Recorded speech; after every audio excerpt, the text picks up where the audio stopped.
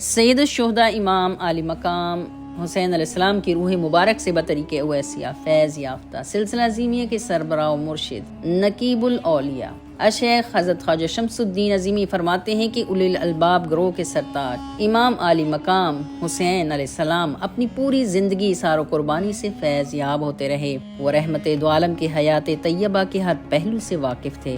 رسول اللہ صلی اللہ علیہ وسلم کی حیات طیبہ حق کو ظاہر کرنے کے لیے جن آزمائش و مصائب سے صبر اور یقین کے ساتھ مظہر بنی، اس سے پوری طرح آگاہ تھے۔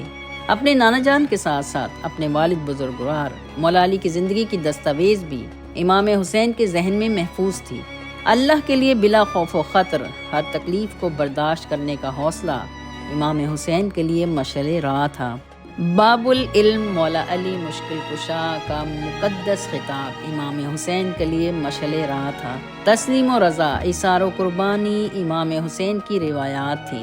جگر گوشہ رسول سید الشہداء امام حسین علیہ السلام کا ایثار و قربانی کا جذبہ بلا شبہ اپنے نانا جان رسول اللہ صلی اللہ علیہ وسلم اور اپنے والد باب العلم مولا علی کی صفات کا وہ باغ ہے جو رسول اللہ صلی اللہ علیہ وسلم سے شروع ہوا اور آپ کے لخت جگر سید الشہداء امام حسین کی شہادت پر آخری مظہر بنا۔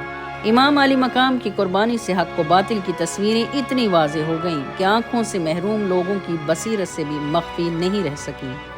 مارکہ کربلا کا پس منظر اتنا عجیب اور غم آشام ہے کہ اپنے پرائے سب اشکبار ہو جاتے ہیں، اور پر آشام حالات و واقعات ہر صاحب دل کو بے چین و بے قرار کر دیتے ہیں، اور جس طرح یہ سازش تیار کی گئی وہ قابل نفرین ہے۔